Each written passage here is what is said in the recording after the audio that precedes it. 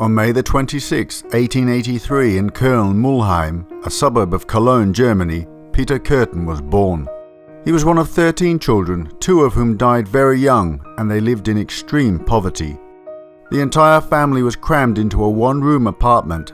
His father was a violent alcoholic and took out much of his anger on Peter. In addition to beating his wife, who was also an alcoholic, he was very violent with the children too. Peter's father would also rape his wife in front of the children, and in 1897 would spend 18 months in jail for incest after raping his 13-year-old daughter. Peter's mother was eventually able to obtain a legal separation from her violent husband. She remarried and moved to Düsseldorf. Growing up in this abusive household had profound effects on the young boy.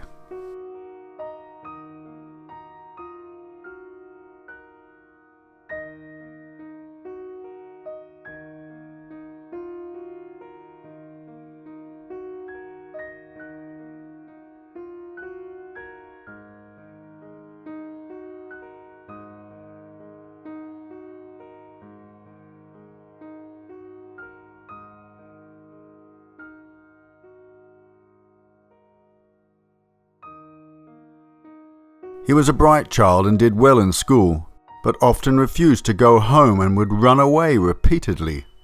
During his absences from home, he would steal and commit petty offences. He would continue to steal and commit other crimes for the rest of his life. Peter later claimed that aged 9 he had drowned 2 classmates. They were playing on a raft in the river when he pushed one of the boys off, knowing the boy could not swim. When the second boy jumped in to try and save him, Peter held his head underwater until he drowned. The story could not be verified, and many believe he made it up. Also around age 9, Peter became friends with a dog catcher that lived in the same building. The man often tortured the animals he caught and introduced Peter to a shared joy of killing, and some say to bestiality as well.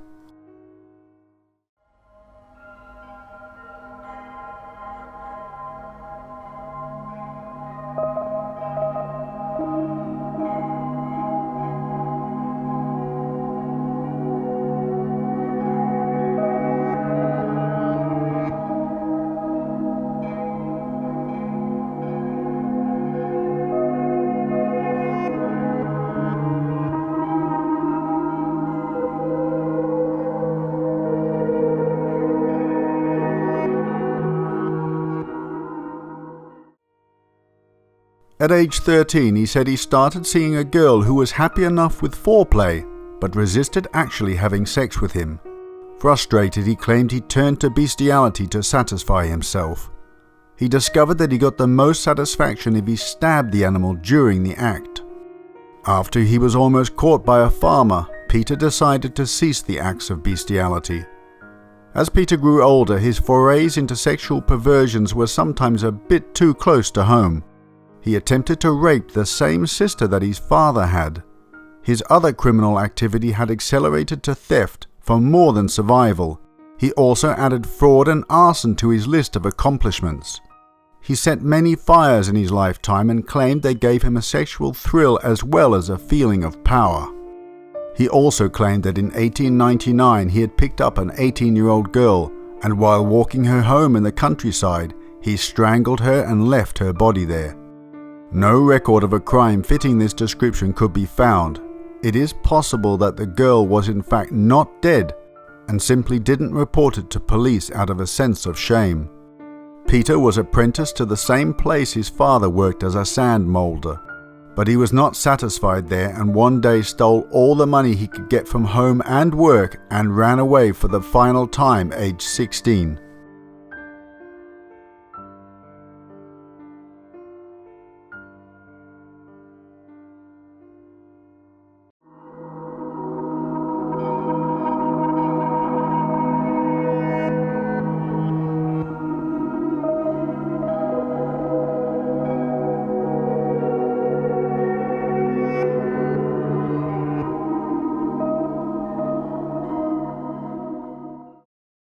He was caught by police not long after running away and sent to prison. This was his first long prison sentence, which lasted from 1900 to 1904. He later claimed that the prison system was so horrible that it was the main factor in his crimes, saying that he wanted revenge for how he'd been treated. He also said that his time in prison, especially the time spent in solitary confinement, helped to foster his fantasies of violence during sexual acts. After being released from prison, he set a string of fires and committed numerous other crimes. He was drafted into the army, but military life didn't suit Peter and he deserted. When he was caught, he was sent to jail from 1905 to 1913. Again, he would later claim that he was so badly mistreated and would blame his crimes on all his experiences in prison.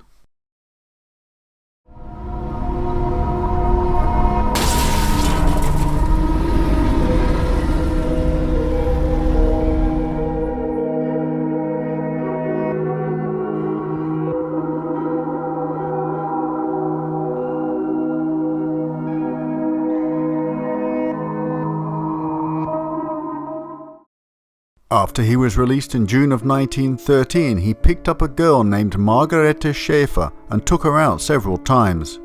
He would always give the girls he took out a fake name and tell them he had a well-paying job and was single, even after his marriage. Peter always presented himself well. He dressed in nice clothes and was very concerned with his appearance. On one occasion, he choked Margarete several times. When she became frightened, he told her, "That's what love is like. I won't kill you though." The night ended with them having sex on a bench. Margarete's description of the events was somewhat different. She said he tried to have sex with her, but she was able to fend him off. She couldn't go home because Peter had her bag with her keys in it, so they stayed on the bench until morning, when he again attempted to have sex with her. He choked her, pulled out some of her hair, bit her, and ripped off her earrings. She was able to calm him down though, and he warned her never to tell anyone.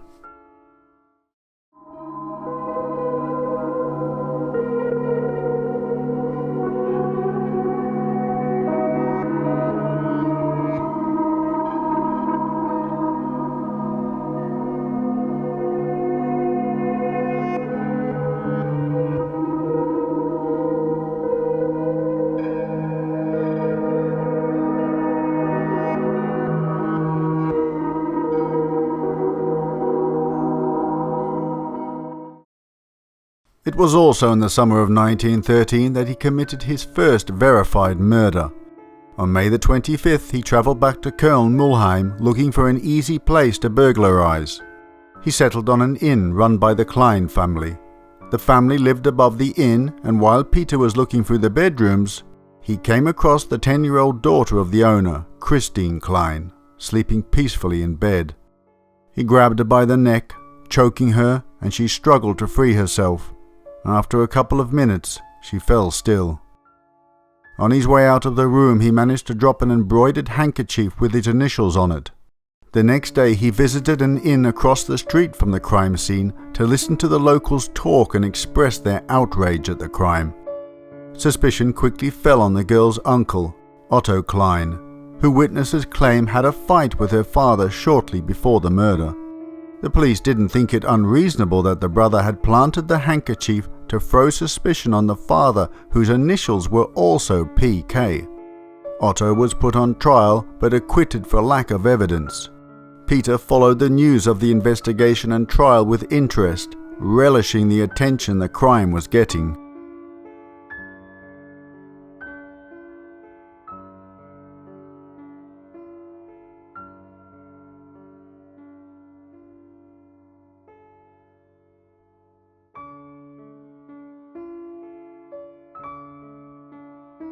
Peter later claimed he committed 3 chopper attacks, only one of which could be verified. He broke into a house, but just as he was going to kill a 16-year-old girl, a man surprised him and jumped out at him, and he quickly fled. In July, he broke into another house and crept into a bedroom with 3 beds in it. He chose the bed with a 17-year-old girl named Gertrude Franken in it, and strangled her to death, achieving sexual satisfaction upon seeing blood coming from her mouth.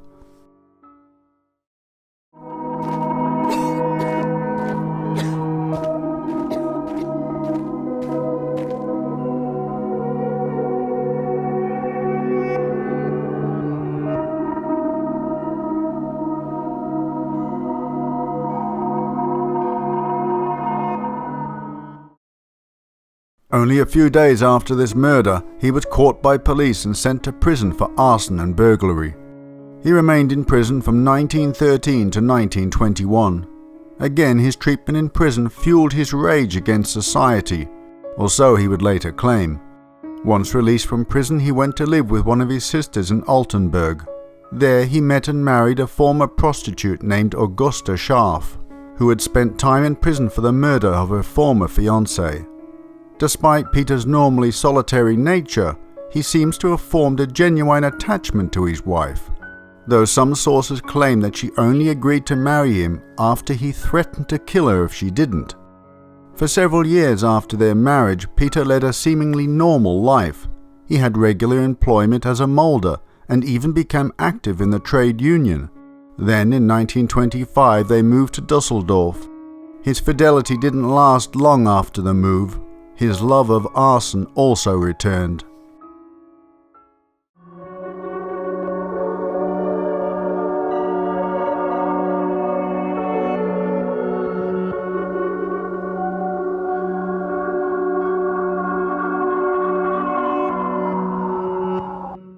He had an affair with a servant named Tida and one named Mek. He said that he often grabbed Tida by the throat, but when she got mad he would pacify her, and it wasn't until she realized that he was married that she went to the police and Peter was arrested for attempted seduction. Mek and Tida found out about each other, and Mek told the police that Peter had raped her. He was acquitted on the rape charge but ended up serving a few months for threats and insulting behavior towards Mek. In the summer of 1925, Peter claimed to have attempted to strangle 3 women, Maria Kiefer, Maria Wack and Annie, all of whom survived.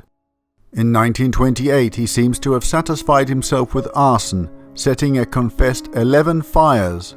Next on the growing list of victims was Frau Kuhn on February 3, 1929.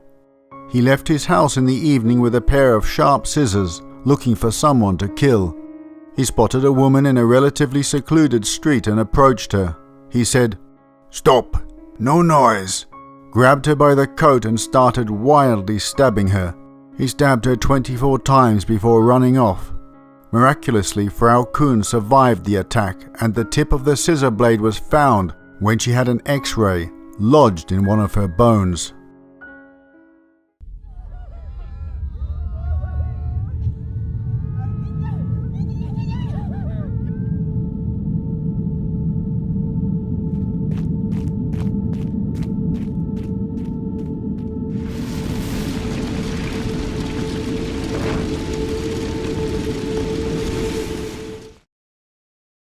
On the 8th of February, Peter was walking near his house when he came across a 9-year-old girl named Rosa Ohliger.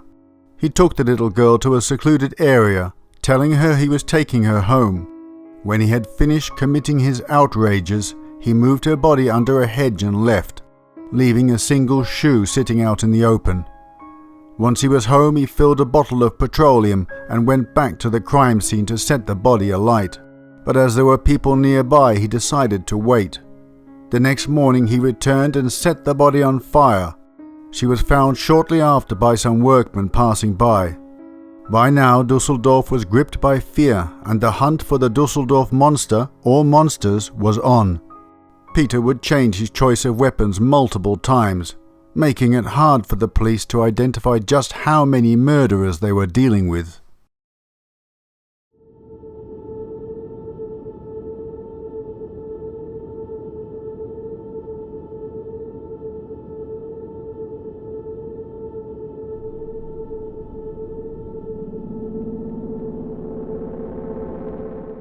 On the 12th of February, just days after attacking Rosa Ohliger, Peter again left his house in the evening armed with scissors. After hunting around for a victim for a while, he ran across Rudolf Scheer, who appeared to be drunk. After noting that Rudolf seemed unarmed, Peter stabbed him multiple times until he died. The next day he returned to the scene of the crime and came upon a detective heading in the same direction. He started talking to the detective about the crime, and as they came up to the crime scene, the detective asked him how he had learned of the murder so quickly. Peter smoothly told the detective that he had heard by telephone. The detective was suspicious, but didn't question him further.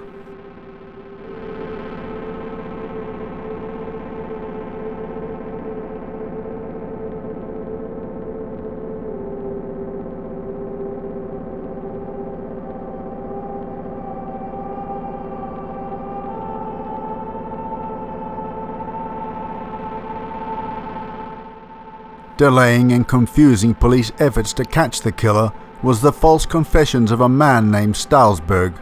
He had attacked 2 women with a noose, attempting to strangle them. Both had a noose thrown around their necks and pulled tight. Stalsberg was identified as the culprit. He was a mentally handicapped 20-year-old living with his family in a nearby lodging house. His account of those 2 crimes matched down to minute details, and he is still regarded as having committed those 2 attacks. The police were eager to catch the criminal who had committed the other recent attacks, and Stalsberg falsely confessed to the attacks on Frau Kuhn, Rudolf Scheer, and the murder of Rosa Ohliger. When asked to describe these crimes, there were discrepancies, unlike when he had described the first 2 attacks. But the police decided to believe his confession regardless. Because of his mental state, he was sent to an asylum, and the police thought the case was closed, until the attacks continued happening.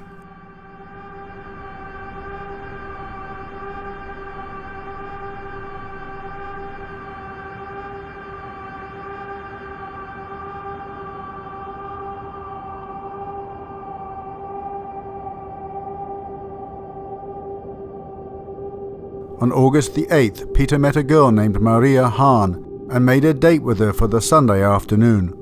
That evening they were strolling by a river and decided to have intercourse. Peter then brought her to a meadow and strangled her. At some point he also drank blood from the wounds on her neck. He would later tell doctors that he drank so much of her blood that it made him sick. Peter later returned intending to nail Maria's body to a tree to create outrage, but found the body to be too heavy for him and so reburied her. He would later tell the police that while burying the body he found sexual satisfaction in the simple act of seeing the congealing blood again and caressing the cold, lifeless body. He also told police that he would sometimes visit the graves of his victims and would also achieve satisfaction by handling the soil from the grave and reliving the crime in his mind.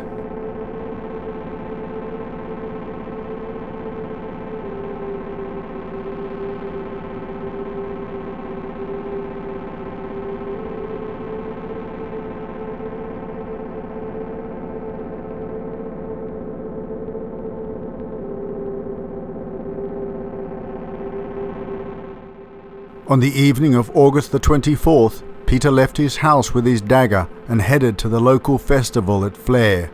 There he chanced upon 2 children, foster sisters Louisa Lenzen, 14, and Gertrude Hammacher, 5. By his own account, Peter followed the children until they were in a relatively unfrequented field path, then approached Louisa, the older child, and asked her to go and fetch him cigarettes from a kiosk, and he would watch the younger child. He then gave her money to do so, and as soon as Louisa was out of sight, he grabbed Gertrude by the throat and carried her over to a smaller field path, strangling her along the way. He then pulled out his knife and committed further atrocities. Quickly cleaning the blood-stained blade on grass, he then returned to the spot from where Louisa had departed to meet her. When she returned, she dutifully gave him the cigarettes, and he, in turn, grabbed her throat and strangled her. He kept strangling her as he lifted her up and carried her to near where Gertrude was laying. Just as he had with Maria Hahn, he tried drinking some of her blood. Peter then left the scene and went home for a quiet evening with his wife.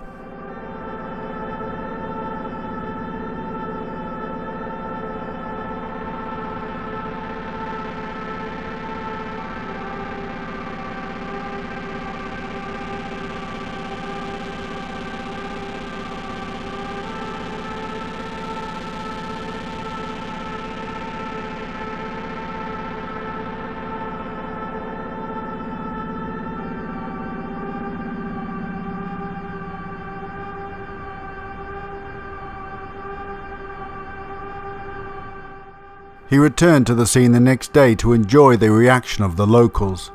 That same evening he picked up a woman named Gertrude Schulte and went with her to a fair nearby. On their way back he convinced her to go through some meadows and they sat down near the Rhine. When she denied him sex, he grabbed his dagger and attempted to cut her throat. She screamed and attracted the attention of people in a nearby tent. He stabbed her multiple times in the back and ran off. Though gravely injured, Gertrude survived. By this time the police suspected that the killer had tried to drink the blood of some of his victims. And when the press discovered this, they ran with the story, calling him the Vampire of Düsseldorf.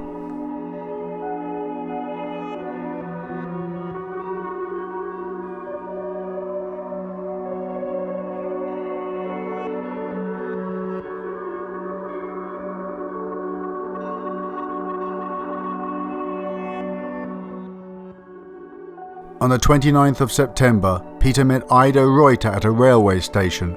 She was visiting Düsseldorf on her day off. They had a beer and went for a walk in a wooded area. As it got dark, Ida wanted to go back, and as they turned to head back the direction they had come, Peter pulled a hammer out of his pocket and struck her on the right temple. She collapsed, and on hearing people in the area, Peter dragged her into a meadow. Ida then woke up and Peter hit her in the head with the hammer again and then raped her. He left to dispose of her purse, then returned intending to throw her in the river, but saw a man walking his dog and quickly left. It was not until the 11th of October that Peter would strike again. He left his house with his hammer in the evening looking for a victim. Near a theatre he met Elisabeth Dörrier and they went for a walk along the Düssel River. While they were walking, he pulled the hammer from his pocket and struck her on the right temple. Again he dragged his victim off the path. He proceeded to rape her and hit her with the hammer again. He threw her cloak and hat into the bushes and left her there, still alive and groaning. She was found still clinging to life on the morning of the 12th, but never regained consciousness and died the next day.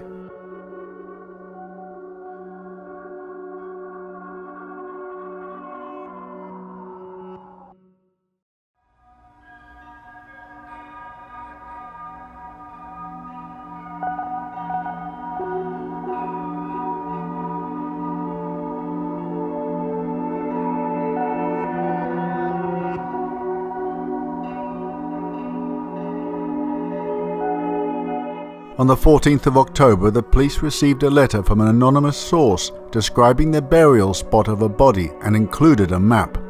The police did not take it seriously and nothing was done to follow up on the letter. It had in fact been sent by Peter and accurately described the location of Maria Hahn's remains. On the 7th of November, Peter set out once again with his trusty scissors into the city. He came across a 5-year-old girl named Gertrude Albermann. He lured the child into a secluded spot, grabbed her by the throat, strangled and stabbed her. He then carried her body a few more feet and placed her face down among some stinging nettles next to a wall of a building. The remains were discovered on the 9th of August, and only hours later a newspaper received an anonymous letter detailing the location of the body.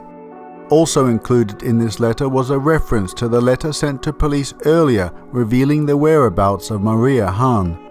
It wasn't until the 15th of November that police found Maria's body. Things remained quiet until February of 1930 when he attempted to strangle 5 women. On one of those occasions he had actually brought the victim back to his apartment and was interrupted by his wife before the attack could take place.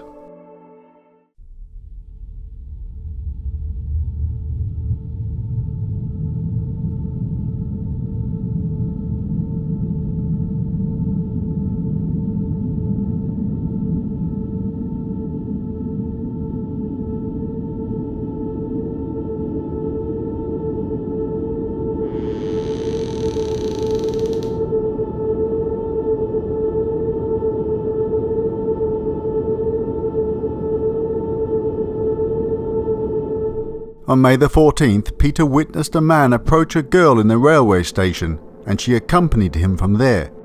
Curious, he followed them to a wooded area where the girl refused to go any further. Sensing an opportunity, Peter approached them and convinced the girl, whose name was Maria Budlik, that the other man was leading her in the wrong direction. So she followed Peter, and at first she agreed to go to his apartment with him. But when they got there she refused to go in and asked to be taken somewhere else. He led her to a wooded area where he raped her. Since she had not offered much resistance, he took her back to the tram, thinking she wouldn't remember where his apartment was. In a letter to a friend she described what had happened to her, but by chance the letter was misdirected and ended up going to the wrong person. That person took the letter to the police.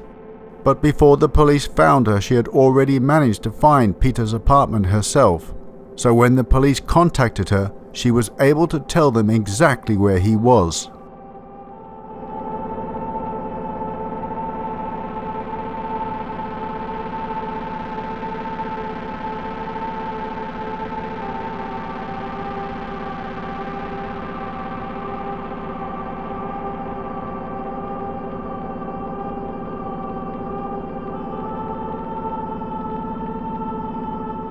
On the 21st of May, Peter spotted Maria at his building and cleared out quickly, arranging to meet his wife later.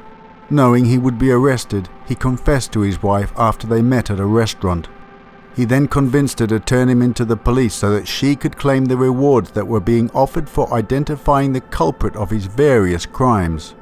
Later, when pressed as to the motivation in confessing, Kürten stated, "Why don't you understand that I am fond of my wife? And that I am still fond of her. I have done many wrongs, have been unfaithful over and over again. My wife has never done any wrong. Even when she heard of the many prison sentences I have served, she said, 'I won't let you down, otherwise you'll be lost altogether.' I wanted to fix for my wife a carefree old age." They arranged to meet at a church where she was to bring the police.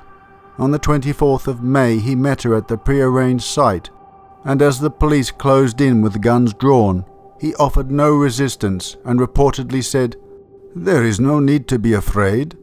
Shortly after being arrested, Peter quickly confessed to many of the crimes.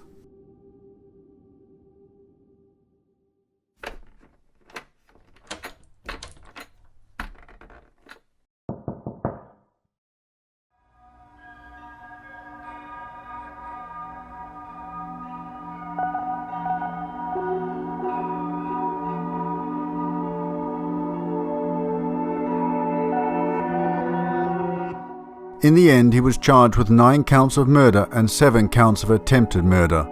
His trial began on the 13th of April 1931. He pleaded not guilty by reason of insanity to all charges and tried to recant his earlier confessions. Despite testimony from numerous psychologists and even Peter himself, the trial only lasted 10 days. He was found guilty on all counts and sentenced to death. At the time, Germany still used the guillotine for executions, and on July 2, 1931, he was escorted out to the execution platform. On the way, he reportedly asked, "Tell me, after my head is chopped off, will I still be able to hear, at least for a moment, the sound of my own blood gushing from the stump of my neck? That would be the pleasure to end all pleasures." When asked if he had any final words, he said briskly, "Nein."